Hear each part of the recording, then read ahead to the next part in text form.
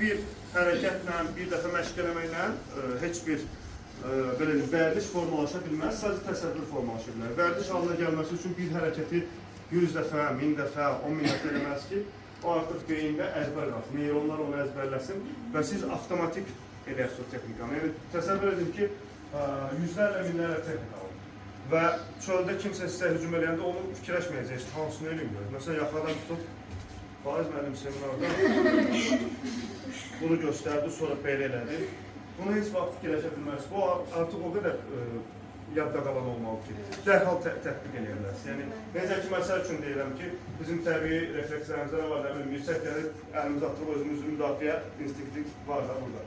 Bu da onun kimi olmalı. Yəni, hərəkət o qədər bərkiməlidir ki, məsələn, biz gəzəndə elə hamımız, gəzəndə fikirləşmirik ki, sağ ayağa atım, sola atacağım, sağa atım, sola atım, bu artıq təbiidir və sadəcə olaraq bizdə var. Bu hərəkət artıq bizim funksiyamızda var.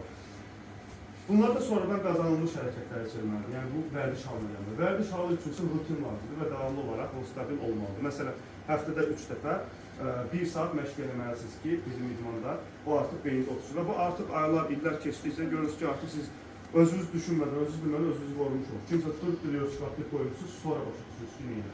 Yəni, orada qoy bunu eləyim deyə bir şey yoxdur. Eləyirsiniz, sonra başa düşürsünüz ki, mən özümü qoruyum.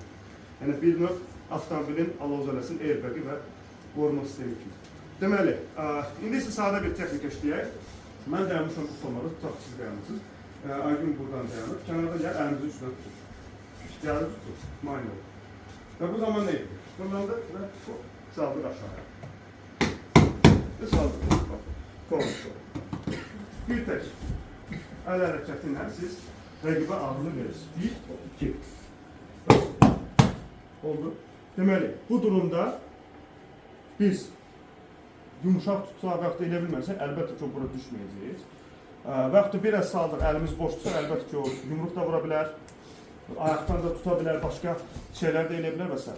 Amma biz burada ağrını veririk ki, o bizə heç nə elə bilməsin və ağrı ilə onu tabi edirik.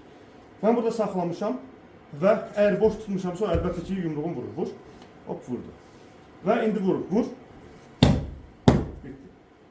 Artıq beynində məlumat gedir ki, ya bu yumruğu vurub qolunu sındıracaqsan, ya da ki, sakit dur, qoy, çıxaq gedək. Bax belə. 1. Bundan sonra da yenə bir yaxşı kimi saldıq aşağı və kontrol hissəsini işlədik. Göstərək. Buradan. Zaxla.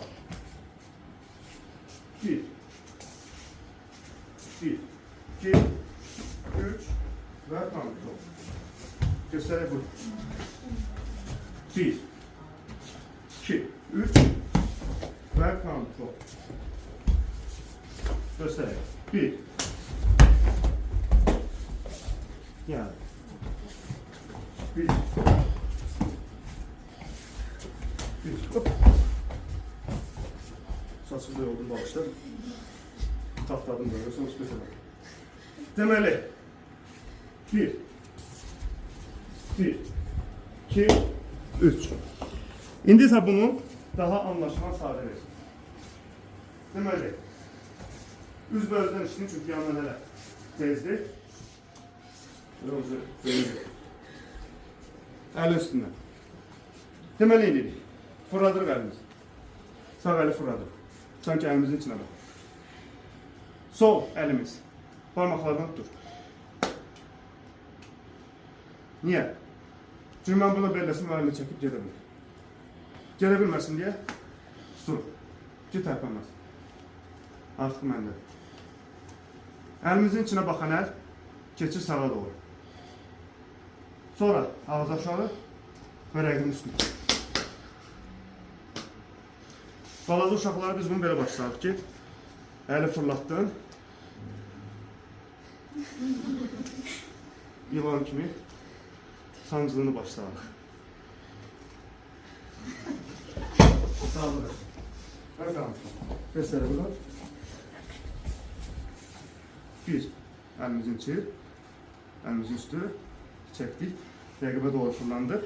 Sıxdıq. Özümüzə çəkdik. Və saldıq aşağı. Gəlir sürətdə, amma tətbiq edə bildikdə demək olar ki, rəqibə çıxış yolu qoymur. Bir dəfə də yavaşça göstərirəm və bunu işləyib. Bir. Sol əlimiz parmaqlardan tutur. Sağ əlimiz açılır və rəqibin üzərinə doğru sağlıq. Yaxşı. Gəlin prova edək uşaqlar. 3-5 dəqiqədə bunu işləyək.